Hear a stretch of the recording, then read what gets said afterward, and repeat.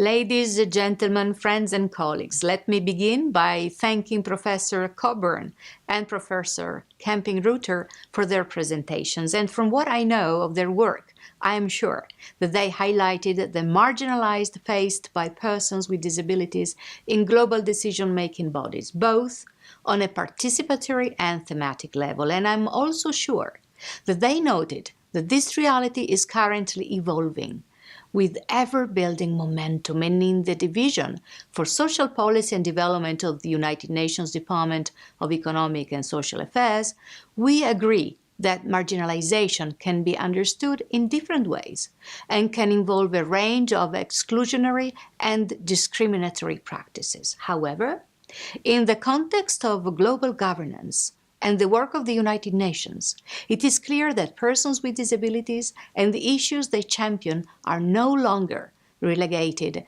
to the fringes of the development debate. In the United Nations, our dialogue has shifted from an understanding of disability as a charitable cause or an issue to be addressed only from a medical perspective. We have adopted a focus on disability inclusion, and we recognize persons with disabilities as agents of change.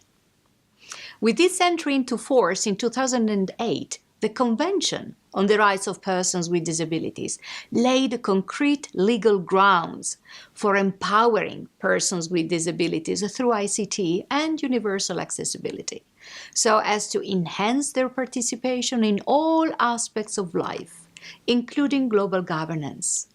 This premise has since made its way into many international commitments, including the 2030 Agenda and its 17 Sustainable Development Goals. Where work remains to be done, it's at the level of participation.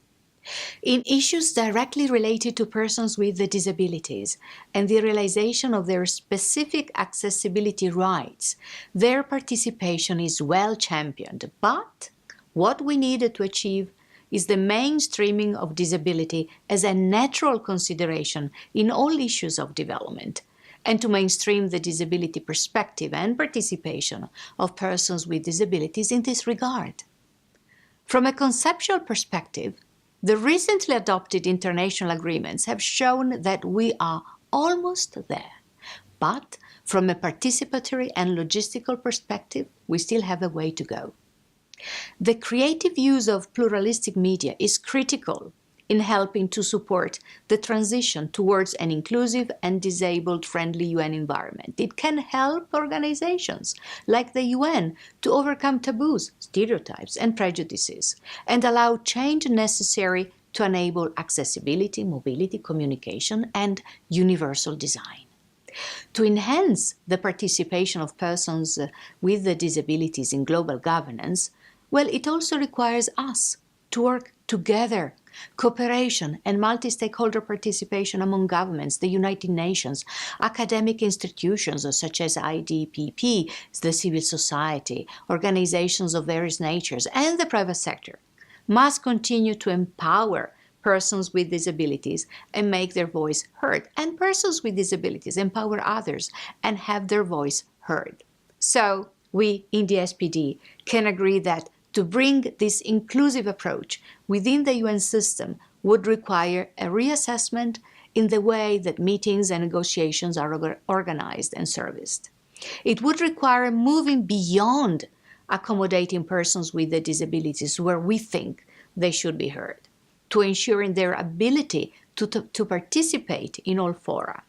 So maybe we should make international sign language an official language? Maybe we can ensure that availability of closed captioning is available in all meetings? In short, we needed to bring the logistics of our deliberations into the 21st century and use available technologies to their full benefit for ensuring the inclusion of all voices, spoken or otherwise. The commitment to inclusion is undoubtedly present. Now we have to adjust the way we work. Thank you.